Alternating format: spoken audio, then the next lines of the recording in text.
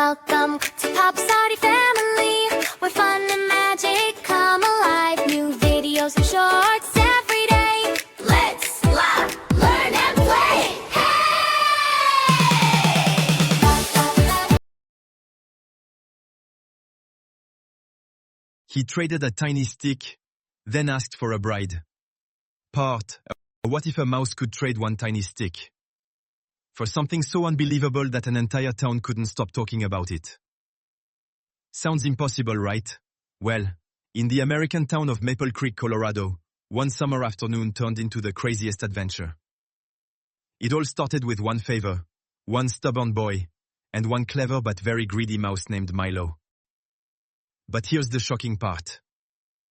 By the end of the story, Milo would wish he had never started making deals at all. School was out for summer, and cousins Ethan, Lucas, Noah, and Emma were spending their vacation at Grandpa Joe's farmhouse near Willow Park. The backyard smelled like apple pie, birds sang in the trees, and Grandma Mary was humming while baking cookies. Everything felt peaceful until Grandpa Joe smiled at Ethan and said, "Hey buddy, could you ride your bike over to Main Street and pick up my clean shirts from the laundry shop?" Without even looking up from his comic book, Ethan shrugged and said, "Sure. But what's my reward?" Grandpa Joe blinked in surprise. "Reward?" he asked. Ethan nodded. "Dad always gives me $5 or extra video game time whenever I help around the house." Lucas nearly dropped his lemonade. Even Noah whispered, "Seriously?" Grandpa Joe smiled, but inside, he knew this was a lesson the kids needed to hear. Grandpa Joe gently rubbed his beard and said, "Helping your family isn't a business. The happiness of helping someone you love is already a reward." Ethan folded his arms. "That's not how it works at my house." Grandpa Joe chuckled. "Well, if you expect payment for every little thing, you might end up just like Milo." All four kids looked at him. "Who's Milo?" they asked. Grandpa Joe leaned back in his rocking chair. "Oh, you're about to meet the funniest little troublemaker in Maple Creek." After a wild summer thunderstorm had passed, tiny Milo skipped along a muddy country road. He had just eaten the sweetest peach. "Best lunch ever," he giggled. Suddenly, he spotted a small dry stick lying on the ground. You never know when this might come in handy," he squeaked, picking it up. A curious squirrel laughed. "You're collecting a stick. That's..." Milo puffed out his chest. "Laugh. Someday this stick will make me rich." He heard loud crying. Around the corner sat Mr. Carter, the town's pottery maker. His workshop was a complete mess. The heavy rain had soaked all his firewood, and without dry wood, he couldn't heat his pottery kiln. Clay pots, bowls, and flower vases were piled everywhere. Mr. Carter sighed. "Oh no, today's market is ruined." Milo's little eyes sparkled with excitement. Maybe this tiny stick wasn't so useless after all. Milo cleared his throat. "Excuse me, Mr. Carter? What's got you so upset?" The potter looked around, confused. "Who said that?" Then he looked down. "A talking mouse?" Milo grinned. "Yep, and I think I can solve your problem." Mr. Carter scratched his head. "Well, this day just keeps getting stranger." Milo held up his tiny dry stick. "This is exactly what you need to start your fire again." Mr. Carter smiled. "Well, every little bit helps." Milo quickly added, "But, what's in it for me?" The potter laughed so hard that his hat nearly fell off. "You're kidding, right?" Milo folded his tiny arms. "Nope, I never work for free." Mr. Carter figured a little mouse would probably ask for a cookie, or maybe a peanut. "Fine," he said. "Ask for anything you want." Without waiting even 1 second, Milo pointed his tiny paw toward a giant orange pumpkin sitting beside the barn. "I want that pumpkin." Mr. Carter nearly fell backward into a pile of clay. "That pumpkin? It's bigger than you." One chicken flapped its wings wildly, almost bumping into a sleepy goat, and the goat let out the funniest "Ma." that made everyone burst into laughter. Mr. Carter tried to offer apples, corn, and even homemade pie instead, but Milo shook his head stubbornly. No pumpkin, no stick. Finally, shaking his head, Mr. Carter handed over the enormous pumpkin. Milo couldn't even roll it by himself, so he proudly announced, "Just leave it here. I'll pick it up later." Then he skipped away, singing, "One tiny stick, one giant pumpkin. I'm the smartest mouse in America." High above, a wise old owl quietly watched everything from an oak tree. It softly whispered, "Smart, maybe, but greed has a funny way of catching up with everyone." Milo never heard those words. Instead, he happily marched towards Sunny Meadow Farm, completely unaware that his next trade would be even crazier than the first.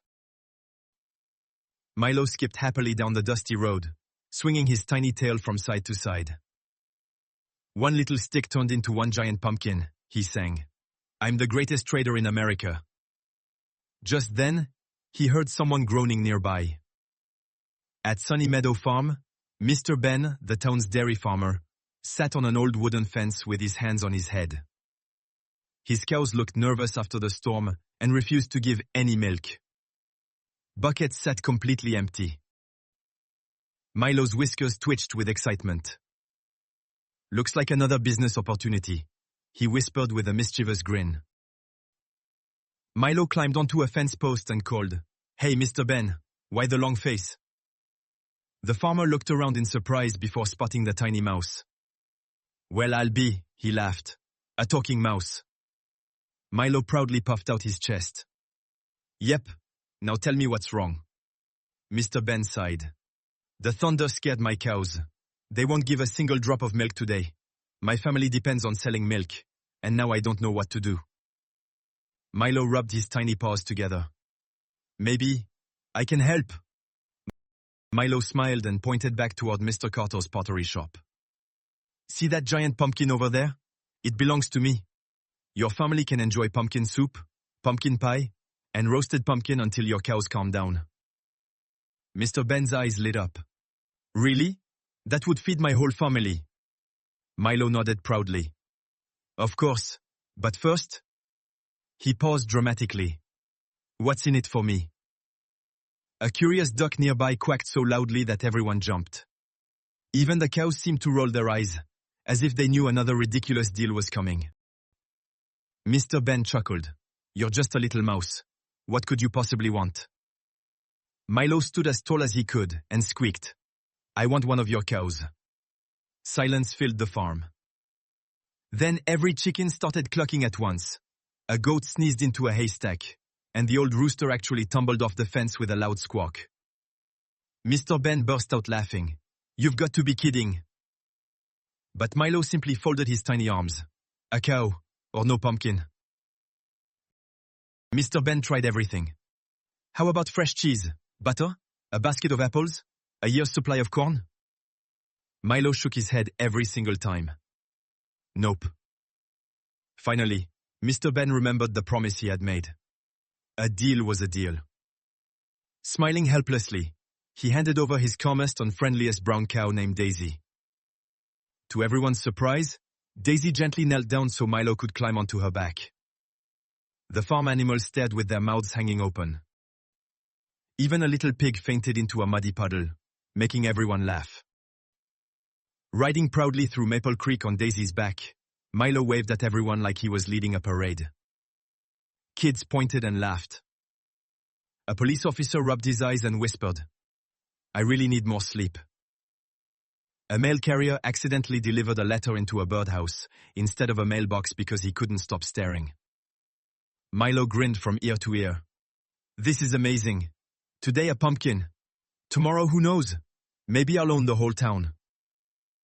Little did he know, his growing pride was setting him up for a much bigger surprise. As Milo and Daisy reached Maple Community Hall, they heard music suddenly stop.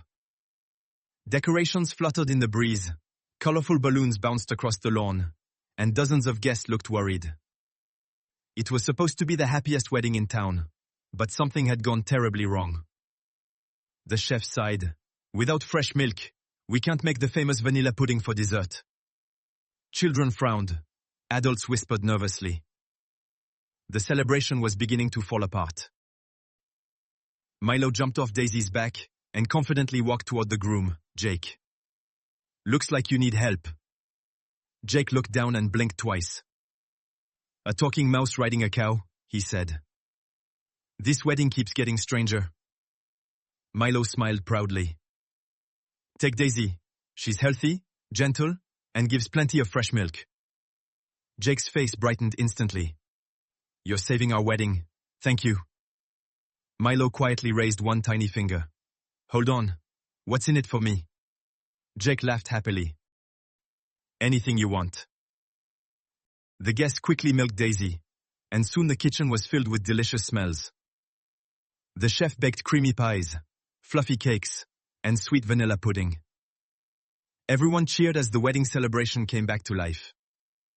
Milo watched proudly with a huge smile. Just wait until they hear my reward, he whispered to himself. But far away, perched high in the branches of a tall maple tree, the wise old owl slowly closed his eyes and sighed. Greed grows quietly, until one day it grows too big.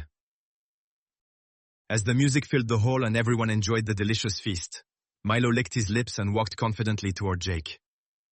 He took a deep breath and smiled. Remember your promise? I know exactly what I want. The guests leaned closer. The bride, Emily, looked curious. Jake smiled confidently, expecting Milo to ask for cake or candy.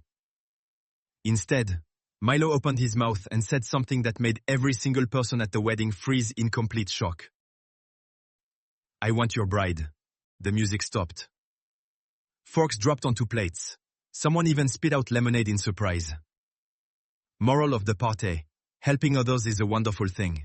But when kindness is used only to get bigger rewards, it slowly turns into greed. True happiness comes from giving with a caring heart, not from always asking, what's in it for me? End of part A.